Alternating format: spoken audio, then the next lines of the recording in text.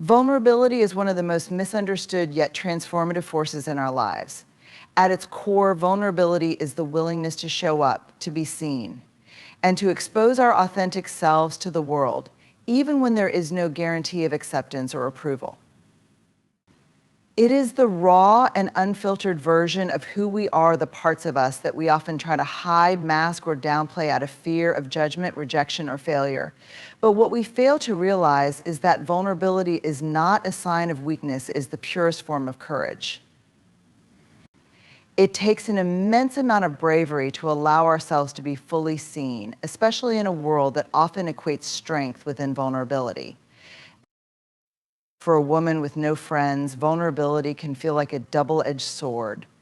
On one hand, the absence of close connections can create a void, a space filled with silence that amplifies fears of rejection and loneliness. On the other hand, that same void offers an opportunity, a chance to redefine what connection means and how it can be nurtured. Vulnerability, in this sense, becomes a bridge.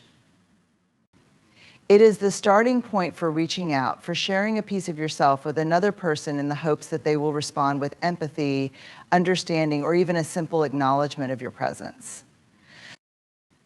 The fear of being vulnerable often stems from the stories we tell ourselves. We might think, what if they don't like me? Or what if I'm not good enough? These internal narratives are rooted in the need for belonging, a deeply ingrained human desire that can sometimes feel unattainable. But vulnerability invites us to challenge these stories. It pushes us to take that first step, to engage in small acts of courage that might lead to deeper, more meaningful relationships. It is the simple act of saying, I feel lonely or I need support. Or even, I'd like to spend more time with you. These words, while small, carry enormous weight because they represent a leap of faith, a belief that someone somewhere will meet us halfway. In a society that often glorifies independence and self-reliance, vulnerability is sometimes dismissed as a liability. We are taught to toughen up, to avoid showing weakness, and to keep our struggles private. But the paradox is that vulnerability is the very thing that makes connection possible. Without it, we remain locked in our own bubbles, disconnected not only from others, but also from ourselves. Vulnerability is what allows us to say, I don't have all the answers, or I'm scared. Or, I need help, and it is in these moments of openness that the seeds of connection are planted. For a woman navigating life without friends, the power of vulnerability can be both a challenge and a gift. It requires dismantling the walls we build around ourselves, the defenses we construct to protect our hearts. These walls, while they might shield us from pain, also prevent us from experiencing the joy of genuine connection. Vulnerability asks us to lower these defenses, to take risks, and to embrace uncertainty. It invites us to let go of the need for perfection and instead lean into authenticity. Friendship is often idealized as a bond that should be easy, effortless, and endlessly fulfilling. We are inundated with images from movies, books, and social media of perfect friendships, relationships where misunderstandings are rare, conflicts are quickly resolved, and companions are always available with unwavering support. These portrayals, while comforting in their simplicity, create an unattainable standard that can leave many feeling inadequate or isolated when their own friendships don't measure up. The myth of perfect friendships perpetuates the idea that true connection comes without challenges or discomfort, and in doing so, it sets us up for disappointment. In reality, friendships, like all meaningful relationships, are complex and imperfect. They are living, breathing entities that require effort, patience, and resilience. They are marked by moments of joy and laughter, but also by disagreements, miscommunications, and periods of distance. Expecting perfection in a friendship can lead to unrealistic demands, resentment, or even the erosion of a potentially meaningful bond. When we believe that friends should always get us without explanation or meet every emotional need, we set ourselves and others up for failure. This myth not only distorts our understanding of friendship, but also discourages us from embracing the messiness that often comes with deep human connection. For a woman with no friends, the myth of perfect friendships can be particularly isolating. It can lead to the belief that something is fundamentally wrong with her if she cannot find or maintain these flawless relationships. She may internalize the idea that everyone else has access to a kind of idealized companionship that she does not, further deepening feelings of loneliness or inadequacy. Social media often exacerbates this perception, as carefully curated posts of group outings, celebrations, and heartfelt tributes to best friends create the illusion of a world where everyone but her is thriving in their relationships. This comparison can make the prospect of seeking out new friendships feel daunting, as if the gap between her reality and the ideal is too wide to bridge. What this myth fails to acknowledge is the diversity and individuality of friendships. No two relationships are the same, and what works for one person may not work for another. Some friendships are built on shared interests, while others thrive on complementary differences. Some are deeply intimate, while others remain lighthearted and casual. All of these forms of connection are valid, and none of them need to adhere to a singular standard of perfection. In fact, the beauty of friendship often lies in its imperfections, the moments when misunderstandings are met with grace, when vulnerabilities are shared and met with empathy, or when differences are embraced rather than avoided. The myth of perfect friendships also ignores the importance of boundaries and individuality within relationships. Friendships are not about complete merging or constant togetherness, they are about finding balance and mutual respect. They require space for each person to grow, to make mistakes, and to learn. This means that friendships may ebb and flow over time, with periods of closeness followed by times of distance. Such fluctuations do not signify failure, but rather the natural rhythm of human connection. Expecting perfection, however, can make these normal dynamics feel like insurmountable flaws, causing undue strain or even the dissolution of the relationship.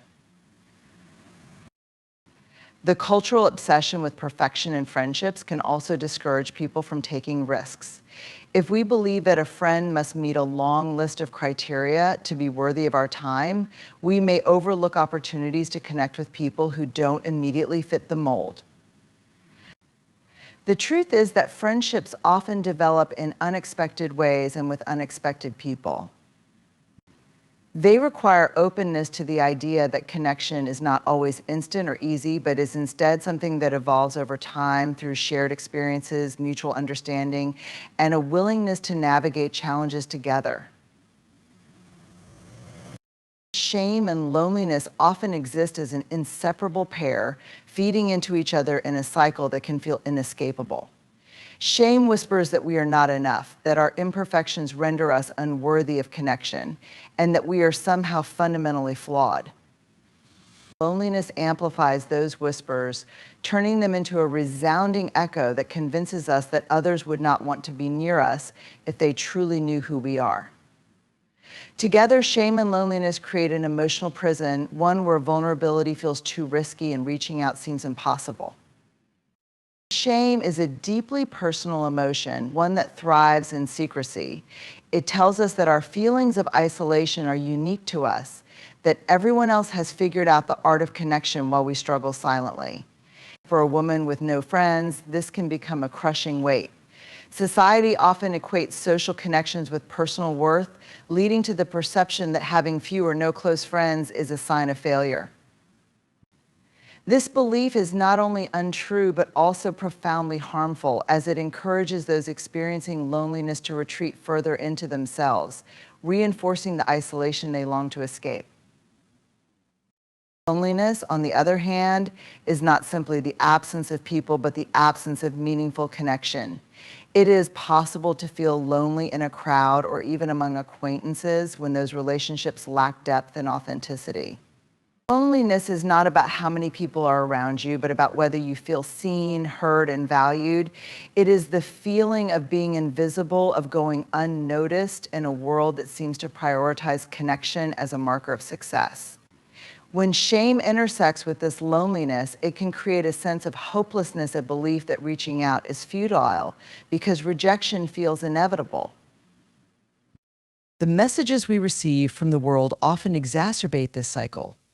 Social media and popular culture frequently glorify friendship as an effortless, ever-present source of joy. We see images of group vacations, heartfelt birthday posts, and declarations of lifelong bonds, all of which paint an unrealistic picture of connection. These portrayals can make those who feel isolated believe they are the only ones struggling, adding a layer of shame to their loneliness.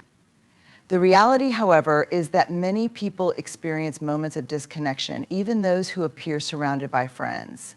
Yet shame convinces us that we are the exception, that our loneliness is a personal failing rather than a universal human experience. The physiological and psychological effects of shame and loneliness are profound. Studies have shown that chronic loneliness can impact physical health, increasing the risk of heart disease, high blood pressure, and even early mortality. On an emotional level, loneliness can lead to anxiety, depression, and a sense of worthlessness. Shame compounds these effects by silencing those who most need support. When we feel ashamed of our loneliness, we are less likely to seek help or share our feelings, which only deepens the sense of isolation. It becomes a vicious cycle. The more isolated we feel, the more ashamed we become, and the more ashamed we become, and the more ashamed we feel, the harder it is to break free. What makes shame particularly insidious is its ability to masquerade as self-protection. It tells us that withdrawing from others is safer than risking rejection, that hiding our true selves will shield us from judgment. But in reality, this withdrawal only perpetuates loneliness. Shame thrives in the dark, growing stronger when left unchallenged.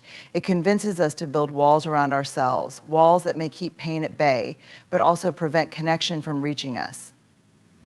These walls become barriers not only to others, but to our own sense of self-worth. For a woman with no friends, shame can manifest in various ways: self-criticism, social anxiety, or the belief that she is inherently unlovable. It might lead her to question her past relationships, wondering what she did wrong or why she wasn't enough. It might cause her to avoid new opportunities for connection out of fear that history will repeat itself. Over time, this internalized shame becomes a lens through which she views the world, distorting her perceptions of herself and others. It tells her that she is different, that she doesn't belong, and that her loneliness is a reflection of her value as a person. The courage to be seen is one of the most profound acts of bravery a person can undertake. It is the willingness to step out from behind the walls we construct to protect ourselves and allow others to witness who we truly are: our strengths, our flaws, our hopes, and our fears. For many, this act of courage feels like standing on a stage under a harsh spotlight with no script and no costume to hide behind. It is terrifying because it involves risk: the risk of being judged, misunderstood, or even rejected. Yet it is only through this act of being seen that we can forge genuine, meaningful connections. For a woman with no friends, the courage to be seen takes on an even deeper significance. It requires overcoming not only the fear of vulnerability, but also the shame that often accompanies isolation. Society tends to romanticize social connection, portraying it as effortless and universal, while stigmatizing those who struggle to find or maintain friendships. This stigma can make the act of stepping forward and saying, "Here I am, and I want to connect," feel almost impossible. It is an act that requires immense strength because it means confronting not only external perceptions, but also the inner voice that whispers doubts and insecurities. The barriers to being seen are both external and internal. Externally, we live in a world that often rewards perfectionism and conformity, making it difficult to show up as our authentic selves. We fear that revealing our imperfections might lead to rejection or ridicule. Internally, we wrestle with our own self-doubt and the stories we tell ourselves about our worthiness. These stories, rooted in past experiences, societal expectations, or cultural norms, can become so ingrained that they feel like absolute truths. They might tell us that we are too much or not enough, that we are uninteresting, or that we will never belong. The courage to be seen requires challenging these narratives, a task that is neither simple nor comfortable. Being seen also demands a willingness to embrace vulnerability. Vulnerability is not weakness, it is the willingness to take emotional risks without knowing the outcome. It is about sharing a part of yourself with others, even when there is no guarantee of acceptance. This might mean initiating a conversation, expressing a need, or admitting a struggle. For someone who feels disconnected, these acts can feel monumental, like scaling a mountain without knowing what lies on the other side. Yet vulnerability is the foundation of connection. It is only by allowing ourselves to be seen that we give others the opportunity to truly know us. The courage to be seen also involves perseverance in the face of setbacks. Not every act of vulnerability will be met with the response we hope for. Some people may not reciprocate our openness, and some relationships may not deepen in the way we imagined. These experiences can be painful, but they are not failures. They are a natural part of the process of building connections. Every attempt to be seen, even if it doesn't result in immediate closeness, is a step toward breaking down the walls of isolation. It is a declaration that we are willing to try, to risk, and to hope. There is also a profound relationship between self-acceptance and the courage to be seen. When we do not accept ourselves, we are more likely to hide or present a curated version of who we are. This might involve putting on a facade of confidence, avoiding topics that feel too personal, or downplaying our struggles. But true connection requires authenticity. It requires showing up as we are without pretenses or masks. This is not easy, especially in a world that often encourages us to compare ourselves to others and strive for an unattainable ideal. The courage to be seen begins with the decision to accept ourselves not as we think we should be, but as we are in this moment. For a woman with no friends, the courage to be seen can also mean confronting the fear of judgment. She might worry about what others will think if they discover her isolation. She might fear that admitting her loneliness will make her appear weak or undesirable. These fears are valid, but they are also rooted in the assumption that our worth is determined by others' perceptions. The courage to be seen involves reclaiming that worth, recognizing that it is not contingent on external validation. It is about saying, this is who I am, and I am worthy of connection, even if others don't always see it. The journey toward being seen is not linear, nor is it without challenges. It requires patience, persistence, and self-compassion. It means celebrating small victories, like starting a conversation or sharing a piece of your story, even if those acts feel insignificant in the moment. Over time, these small acts of courage accumulate, creating a foundation of confidence and resilience. They remind us that being seen is not about perfection or performance, it is about presence and authenticity. It is about showing up, even when it feels uncomfortable or uncertain, and trusting that the effort is worthwhile. Authenticity over approval is a principle that challenges one of the most ingrained human desires, the need to be liked and accepted by others. From an early age, we are taught both directly and indirectly that fitting in is the key to belonging. We learn to adapt, conform, and present ourselves in ways that align with the expectations of those around us. This desire for approval can be a powerful force shaping how we speak, act, and even think. Yet, in the pursuit of approval, we often sacrifice something far more valuable, our authenticity. The courage to choose authenticity over approval requires a profound commitment to being true to oneself, even when it comes at the cost of external validation. For a woman with no friends, the pull towards seeking approval can feel overwhelming. The absence of close relationships might lead to a heightened sense of self-consciousness, a feeling that she must work harder to earn acceptance or prove her worth to others. This can result in a tendency to overcompensate, adopting behaviors, opinions, or personas that don't align with her true self in an attempt to fit in or win approval. While this strategy might yield temporary validation, it often leaves a deeper sense of emptiness and disconnection. The approval gained through inauthenticity comes at the cost of inner peace, as it requires constant effort to maintain a facade that isn't reflective of who she truly is. Authenticity, on the other hand, is about embracing one's full self, the strengths, the flaws, the quirks, and the contradictions. It is about showing up in the world as you are without filtering or editing yourself to match the expectations of others. This doesn't mean disregarding social norms or being insensitive to others' feelings. Rather, it means aligning your actions, words, and choices with your values and beliefs. Authenticity is not about being perfect, it is about being real. It is the willingness to say, this is who I am, even when doing so might risk disapproval or rejection.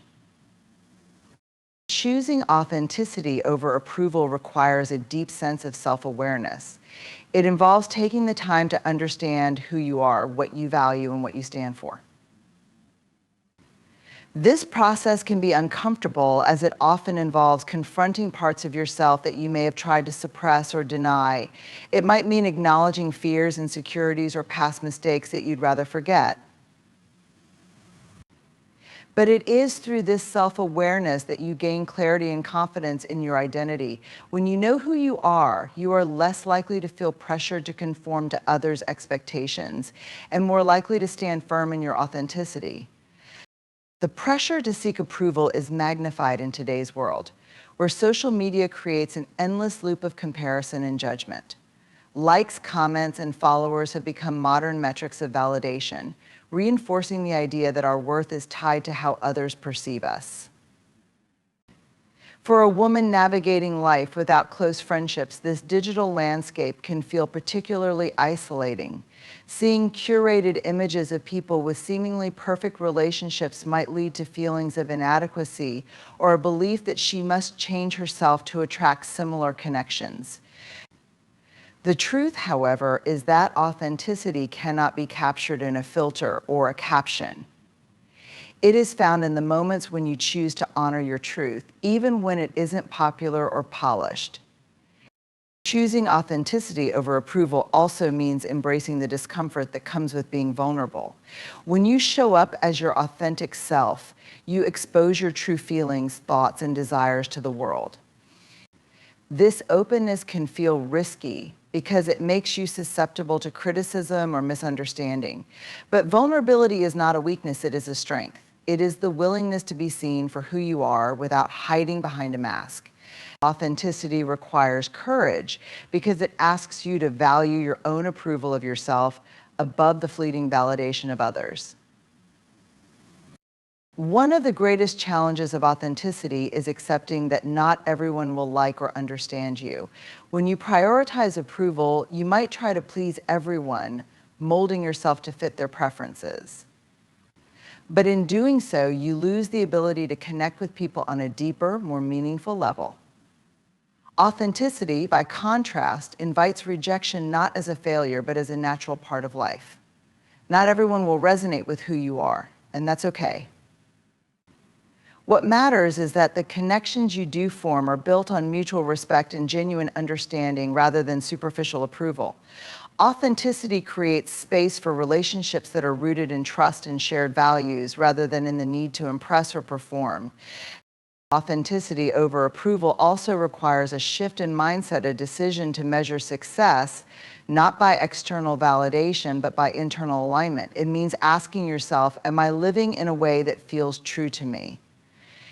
Rather than what will others think. This shift can be liberating because it frees you from the exhausting cycle of seeking validation. Instead of constantly worrying about how you are perceived, you can focus on living a life that feels meaningful and fulfilling to you. This doesn't mean that approval isn't nice to receive. It is a natural human desire to want to be liked and appreciated. But when approval becomes the driving force behind your actions, it undermines your authenticity and ultimately your happiness. And for a woman with no friends, choosing authenticity over approval can also mean redefining what connection looks like. Instead of seeking friendships based on convenience, appearances, or shared social circles, she can focus on cultivating relationships that align with her values and bring out her best self. This might mean taking longer to find those connections, but the depth and quality of authentic friendships far outweigh the quantity of superficial ones. By prioritizing authenticity, she sets the foundation for relationships that are resilient and meaningful relationships where she can truly be herself without fear of judgment or rejection. The journey to meaningful connection begins not with others, but within ourselves. True connection, the kind that brings fulfillment, understanding, and belonging, cannot flourish unless it is rooted in self-awareness and self-acceptance. Far too often, people look outward to fill an internal void, searching for relationships, friendships, or communities that they hope will complete or validate them. While external connections are essential to human happiness, they are not a substitute for the connection we must first cultivate within ourselves. It is this inner connection that lays the foundation for building authentic, lasting relationships with others. To connect with oneself is to engage in a process of self-discovery and self-understanding. It requires us to pause and examine our thoughts, emotions, and behaviors without judgment. This can be an uncomfortable process, as it often brings to light aspects of ourselves that we might prefer to ignore: our fears, insecurities, and past mistakes. Yet it is only by acknowledging and embracing these parts of ourselves that we can truly understand who we are. Self-awareness is the cornerstone of connection because it enables us to approach relationships with honesty and clarity. When we know ourselves, we are less likely to lose our identity in the pursuit of approval or validation from others. For a woman with no friends, the idea that connection starts within can feel counterintuitive. Loneliness might lead her to believe that the solution lies solely in finding external relationships. While building connections with others is important, it cannot replace the work of cultivating a healthy relationship with oneself. This inner work is not about isolation or self-sufficiency. Rather, it is about creating a sense of internal stability and self-worth that allows for more authentic and fulfilling connections with others. Without this inner foundation, even the most abundant social life can feel hollow or unsatisfying. Self-acceptance is a critical element of inner connection. It involves embracing oneself fully, not only the parts that feel admirable or worthy, but also the parts that feel messy, imperfect, or difficult to face. Many people struggle with self-acceptance because they hold themselves to unrealistic standards, comparing their inner struggles to the curated and polished exteriors of others. This comparison only deepens feelings of inadequacy and disconnection. To connect with oneself, we must let go of the idea that we need to be perfect to be worthy of love and belonging. Self-acceptance is not about settling or giving up on personal growth. It is about recognizing that we are enough as we are, even as we strive to become better. Another crucial aspect of connection within is self-compassion. It is all too easy to be harsh and critical of ourselves, especially when we feel isolated or inadequate. We might replay past mistakes, dwell on perceived shortcomings, or berate ourselves for not being good enough. But self-compassion invites us to treat ourselves with the same kindness and understanding that we would offer to a close friend. It means recognizing that we are human, that imperfection is part of the human experience, and that we are deserving of grace. Self-compassion is not self-indulgence. It is a necessary ingredient for emotional resilience and well-being. When we cultivate self-compassion, we create a safe space within ourselves, a space where we can find comfort, understanding, and acceptance, even in moments of struggle. Inner connection also involves aligning our actions with our values and priorities. When we live inauthentically, when our choices are guided by the expectations of others rather than by our own beliefs, we create a disconnect within ourselves. This inner dissonance can manifest as stress, dissatisfaction, or a sense of emptiness. To connect with oneself, we must take the time to identify what truly matters to us and make choices that reflect those values. This might mean reevaluating aspects of our lives, such as our career, relationships, or daily routines, to ensure they are aligned with our authentic selves.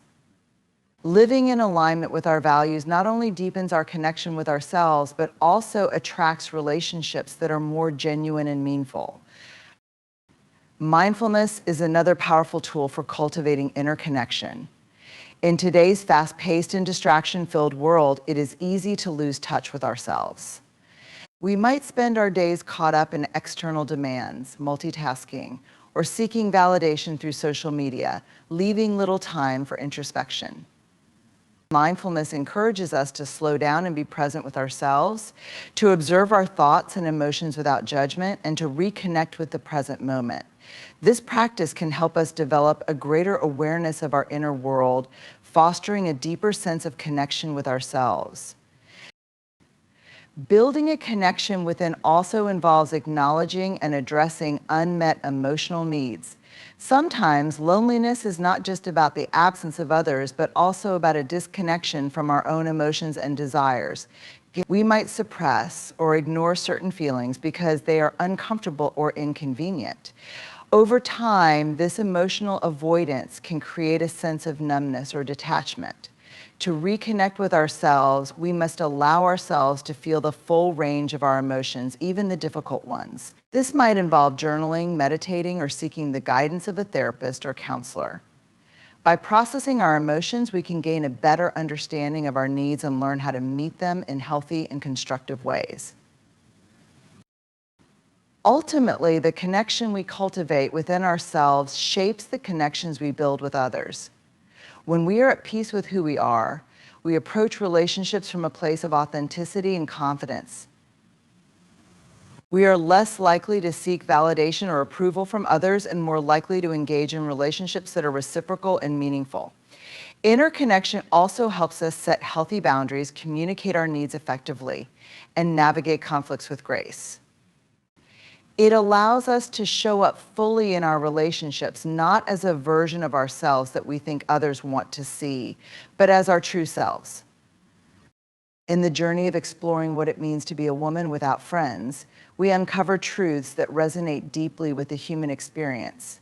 Connection, vulnerability, and belonging are not simply external pursuits, but deeply personal journeys that begin within ourselves. To face loneliness with courage is to confront shame, embrace authenticity, and seek self-acceptance not as a means to fit into a predefined mold, but as a way to live a life aligned with our truest selves. The path to meaningful relationships is not linear, nor is it without its challenges. It requires us to let go of myths about perfect friendships, reject the allure of external approval, and prioritize authenticity over performance. It asks us to be brave enough to be seen, to risk vulnerability even when the outcome is uncertain, and to trust that true connection cannot exist without self-compassion and self-awareness.